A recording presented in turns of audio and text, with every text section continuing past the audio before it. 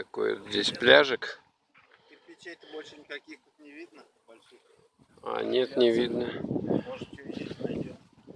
Навряд ли. А нет, вот тут Река Лух. Это Ивановская область. Вот тут пляжик такой у нас. Там сидят люди, молодежь. А тут вот видно. Там вот. Это у нас палочки-то. Это от прежнего моста. Здесь когда-то мост был. Вот они. Мост пропал, эти палочки остались. Водичка чистенькая. Хорошая. Купались нормально.